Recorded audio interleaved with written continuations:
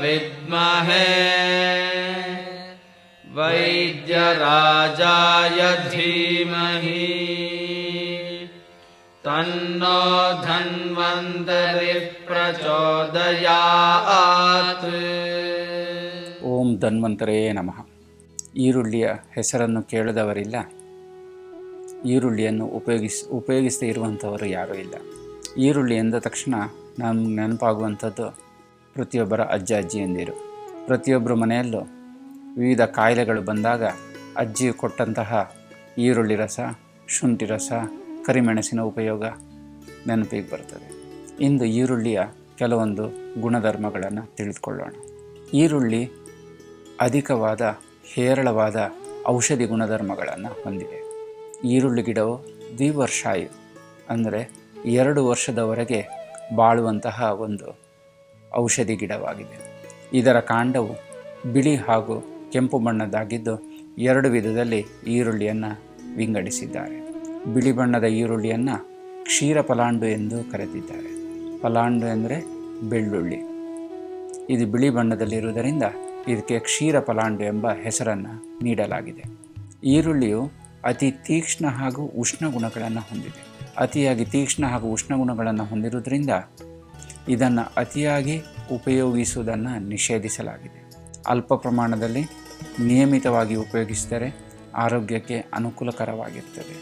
ಅತಿ ತೀಕ್ಷ್ಣ ಉಷ್ಣ ಗುಣಗಳಿರುವುದರಿಂದ ಅತಿಯಾಗಿ ಉಪಯೋಗಿಸಿದಲ್ಲಿ ಅನುಕೂಲಕ್ಕಿಂತ ಅನಾನುಕೂಲವೇ ಜಾಸ್ತಿ. ಈರುಳ್ಳಿಯು ರುಚಿಯಲ್ಲಿ ಸಿಹಿ ಹಾಗೂ ಖಾರವನ್ನು ಹೊಂದಿದೆ. ಜೀರ್ಣವಾದ ನಂತರ ತನ್ನ ಸಿಹಿ ಗುಣವನ್ನು ಉಳಿಸಿಕೊಳ್ತದೆ. ಶರೀರವು ವಾತ, ಪಿತ್ತ, ಕಫದೋಷಗಳಿಂದ ನಿರ್ಮಿತವಾಗಿದೆ. ಶರೀರದಲ್ಲಿ ಬರುವಂಥ ಕಾಯಿಲೆಗಳು ಸಹ ವಾತ, ಪಿತ್ತ, ಕಫದೋಷಗಳಿಗೆ ಅನುಗುಣವಾಗಿಯೇ ಬರ್ತದೆ.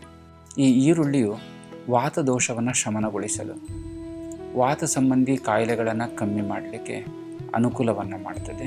ಪಿತ್ತವನ್ನು ಅಧಿಕವಾಗಿ ವೃದ್ಧಿ ಮಾಡ್ತದೆ. ಆದ್ದರಿಂದ ಈರುಳ್ಳಿಯನ್ನು ಪಥ್ಯವಾಗಿ ಉಪಯೋಗಿಸಿದಲ್ಲಿ ಈ ವಾತ ಶಮನವನ್ನು ಮಾಡ್ತದೆ.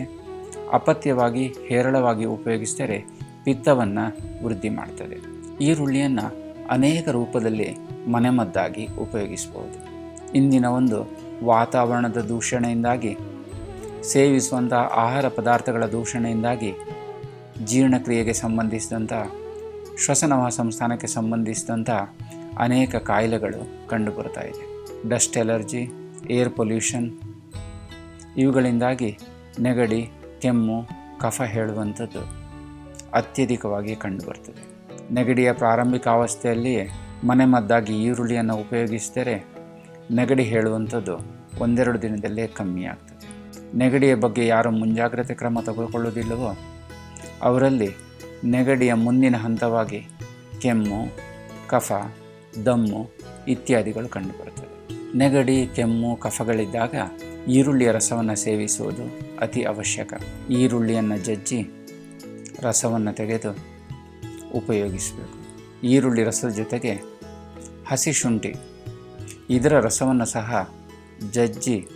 ಶುಂಠಿಯನ್ನು ಜಜ್ಜಿ ರಸವನ್ನು ತೆಗೆದು ಈರುಳ್ಳಿ ರಸದೊಂದಿಗೆ ಮಿಶ್ರ ಮಾಡಿ ಸಮ ಪ್ರಮಾಣದಲ್ಲಿ ಜೇನುತುಪ್ಪ ಅಥವಾ ಹನಿಯನ್ನು ಮಿಶ್ರ ಮಾಡಿ ಉಪಯೋಗಿಸಿದರೆ ಪ್ರಾರಂಭಿಕ ಅವಸ್ಥೆಯಲ್ಲಿಯೇ ನೆಗಡಿ, ಕೆಮ್ಮು, ಕಫ, ನೆಗಡಿ ವಾಸಿಯಾಗ್ತದೆ.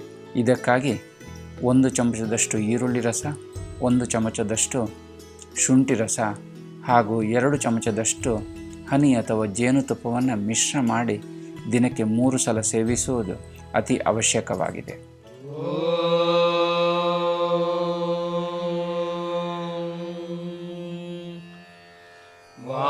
ವಾಸುದೇವಾಯ ವಿದ್ಮಹೇ